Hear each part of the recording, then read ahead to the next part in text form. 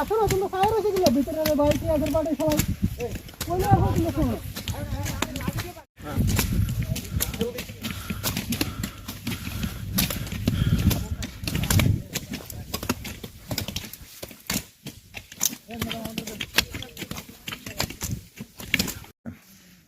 Actually আমাদের কল্যাণপুরের বড়বাবু যে তাপস, তার কাছে একটা ইনফরমেশান আসে যে কল্যাণপুর থানাধীন জলাইতুইসা এডিসি যে ভিলেজ, এই এডিসি ভিলেজের একদম দুর্গম যে ল্যান্ডের ভেতরে, মোস্ট প্রবাবলি ফরেস্ট ল্যান্ড হবে, তো ল্যান্ডের ভেতরে 2-3টা জায়গার ভেতরে আপনার ইললিগেল গাঁজা কাল্টিভেশন হয়েছে।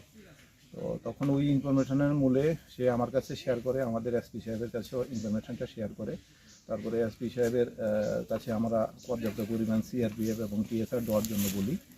তো আজকে সকালবেলা আমরা 8:30-9টার দিকে আমরা এই অভিযানের জন্য 140 battalion CRPF plus 6 battalion TSR, কল্যাণপুরের ওসি এবং কল্যাণপুরের বাকি অফিসাররা সহ আমরা সবাই আজকে এখানে এডিসি ভিলেজ জালাইতুইসা যে এডিসি ভিলেজের রামকান্তপাড়া ইতোপ্তাপাড়া রামকান্তপাড়ার ভেতরে জঙ্গলের ভেতরে যাই, গিয়ে আমরা একদিকে আমরা 3টা প্লটের ভেতরে প্রায় আমরা 4,000-4,500-এর মতো ম্যাচিউরড গাঁজা গাছ দেখতে পাই।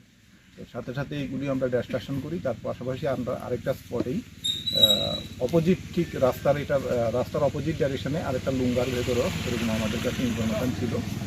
তখন সেই ইনফরমেশান মূলে আমরা ওই দিকটাতে যাই, সেখানে গিয়েও আমরা প্রায় 800-900 মতো গাঁজা গাছ দেখবো। সব মিলিয়ে আমাদের আজকে প্রায় 5,000-এর মতো ম্যাচিউরড গাঁজা গাছ নষ্ট হয়েছে। এখন বাজার মূল্য তো আপনার অ্যাকচুয়ালি একটা গাঁজা গাছের ভেতরে আমরা যে ম্যাচিউরড গাছ দেখি বা আমাদের অতীতের অভিজ্ঞতা থেকে প্রায় 200-250 গ্রামের মতো আপনার গাঁজা হয়ে যায়। তো সেই দিক থেকে দেখলে প্রায় এটা 1000 কেজির উপরে গাঁজা হয়ে যাবে।